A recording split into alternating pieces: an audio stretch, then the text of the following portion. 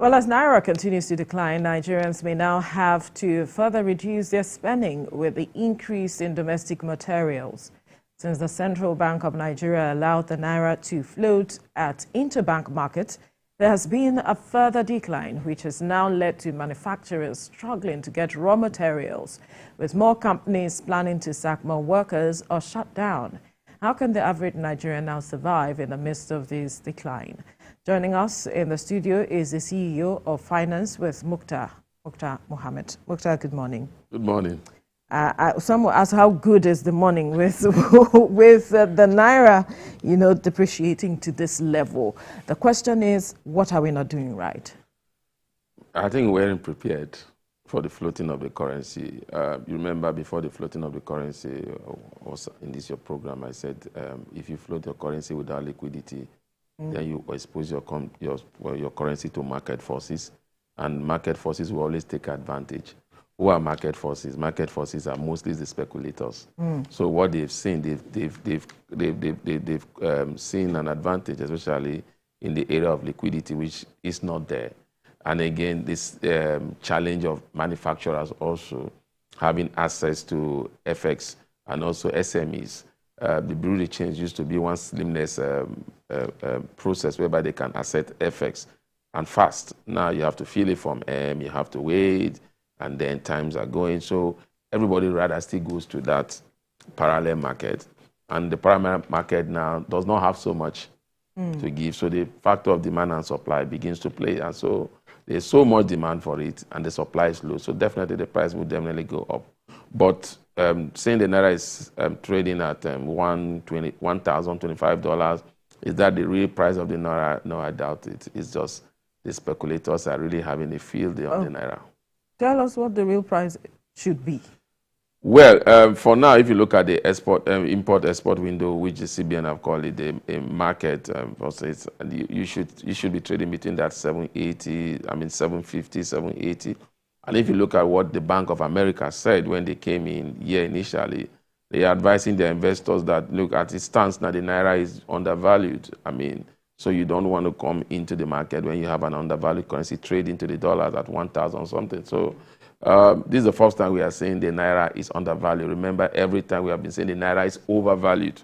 So, but again, like I said, speculators are having a field day in the market. And unfortunately, the CBN does not have the war chest to really intervene and bring liquidity into the system and get the speculators' hands bound. But then the Naira has maintained, a downward trend since the CBN, of Nigeria, Central Bank of Nigeria allowed a free float of the national currency against the dollar and other global currencies in June. But this is not what they actually envisaged. When they did this, what did you foresee the outcome of it? I did. I said it here. I did. I foresee it, and I said it's not the floating of the Naira that is the challenge at that time. If you want to float the Naira, you can float the Naira, but you have the liquidity in the market friendly. RX 200 to shop, then they get Naira into the economy, 4 Naira for $1 if you bring it in. Yeah. There were a lot of back and forth, and those policies did not have a clear-cut direction on attracting liquidity. Even if that was it wasn't achieving it. Then interest rate was going high, inflation was coming, almost all at the same time. So I think the CBN were overwhelmed, and that due to the fact that the last CBN administration was intervening in where the government should be intervening, that they were doing both direct intervention in so many sectors. That should be the physical side. The physical side in the last administration was non-existent. I keep saying it. It was non-existent. The CBN became both the physical and the monetary. So a lot of, when you step out of your boundary, it creates rooms for a lot of things that are ordinarily not right. I think that's why where we are today. It's not because the major challenge of the Naira till this moment is liquidity. Until that is addressed, the Naira will continue to be battered. But there's a concern of high demand for the dollar, like you pointed out just now, that to the extent that tender in Nigeria, we started seeing that, I think after COVID, we started noticing that a lot of people decided to trade in the dollar. If you open some website, you see them saying, as against the Naira, they'll use dollar instead. Is that also contributing to the situation we find ourselves? Yes, in the sense that we say sometimes when we want to address issue in this country, we don't address the main cause of it. We just go and hit, say we want to create it.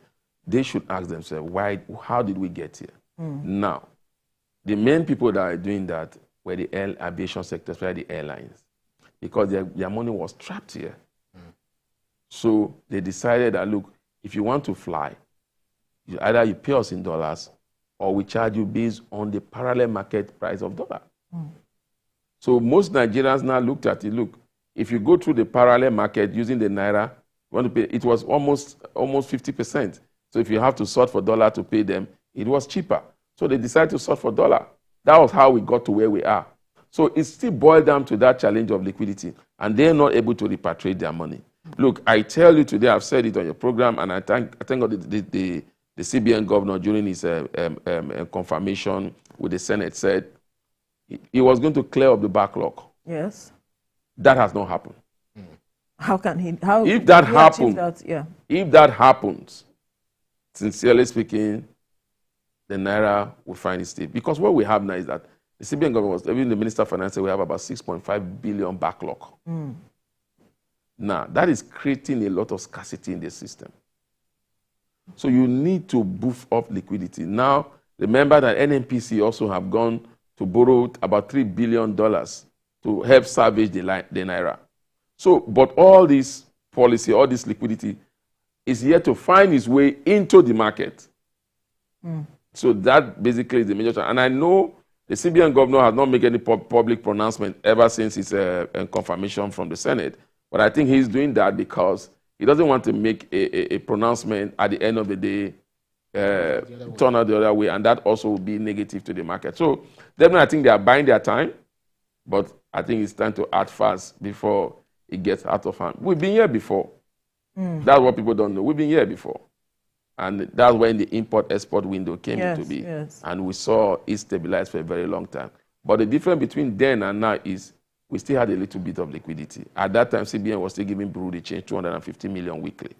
So, but for now, there seems to be dry up in terms of liquidity, either in the financial, in the banking sector, or with the CBN, because the CBN is even owing banks about 10 billion.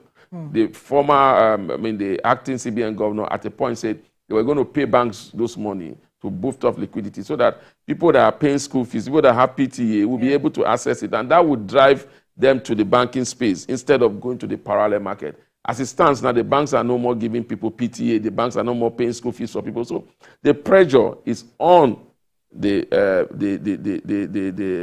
parallel market, not on the government market. And when you look at the government market, who are those benefiting from the import-export? Are the large manufacturing companies. The SMEs, they are not benefiting. All right, let's quickly go on a break. When we return, we'll continue this conversation in the studio. To stay with us.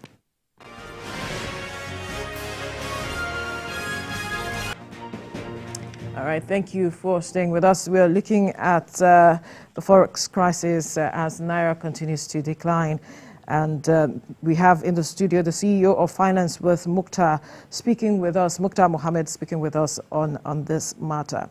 Earlier, before we went on the break, we were talking about how the policies being put in place is yet to find its way into the market. And I'm wondering why, or how is it that it's not finding its way? Yeah, because I think some of the policies are not friendly to those people that market friendly to those people that want to bring in their FX. There are 4 ways Nigeria attract FX, either through trade, and mostly our major trade that attract FX to us is crude oil. We have a challenge in that place. Secondly, Nigeria in the diaspora. The normal, at a point 3 years ago, what we got from inflow from Nigeria in the diaspora was more than what we had in crude oil sale that came into the economy. That's to tell you the strong impact they play. And that's why the Diaspora Commission was at that time established, because of those strong inflow. Unfortunately, also, I think this is the time for them to creep into the Diaspora Commission and see how they can also partner with Nigerians abroad and see how they can come in and invest in some of it, because they were doing it before, mostly especially in the area of real estate and other things. The Diaspora Commission was really working with them. Then COVID came, those flow was not there because most of them too also were out of job. Portfolio investors, they couldn't come because those that were here could not repatriate their money back. Foreign direct investors, they were non-existent during the last administration because they were not excited with the policies. Now, when you look at that now, the only one we have control over was one, crude oil sale. We couldn't meet it. Secondly, Nigeria in the diaspora. Now, how will you want to send your money through MoneyGround or through Western Union or through all those agents who come and give you at official rate, where you can send it through app and now get the Naira equivalent of the parallel market price? So now you see technology come into play. The CBN has not realized that what is really driving those demands, I'm not making those demands from the diaspora flow in, is technology. If you remember, there was a time the Aboki FX, CBN suspended them and all those. So those are, when you suspend people, then you are a large asset. Are you going to drive it? Also creating your own app and say, you know what, we also have our own app, it's slimless. You are the people, I mean, you are the ones that have the economy. You could decide. Or sometimes, you remember the Bureau de Change were saying that, look, suspend most of this app company, then you see the price naturally comes down because they were not attracting inflow. They are not really patronizing the Bureau de Change like that. Most Nigerians in diaspora, some of them will say, okay, some of them, they have two ways they do it now. It's either they go through these apps and then the people here get their money, or they go through Nigerians that are here, that have accounts there, and say, you know what, give me the Naira here, and I put the dollar in your account there. And so the inflow doesn't come in. So until you create stability, you cannot have foreign investors come in or portfolio investors come in, or Nigerian diaspora want to remit their funds. Because it's cheap, it's safer for them to remit their funds through the banking space. But when the banking space seems to be non-attractive, and we keep asking ourselves is, what we must keep asking ourselves is that, why up to this moment, I hope the new CBN governor, I'm sure he's strategizing with his team, why up to this moment, all CBN governors have not partnered with the bank to attract inflow? Now, why? Why are you not telling the banks to create a Bureau de Change sector of their own banking space, whereby I can also go there and do my exchange slimless like I do in the parallel market? Why can't you tell the bank to bring in their FX offshore? They have a lot of FX offshore. Their financial reports have showed it. And that's why you have this bank has good balance sheet because of the revaluation and the FX they have. Why are you not telling the banks, okay, bring in your FX and also become a partner in this thing?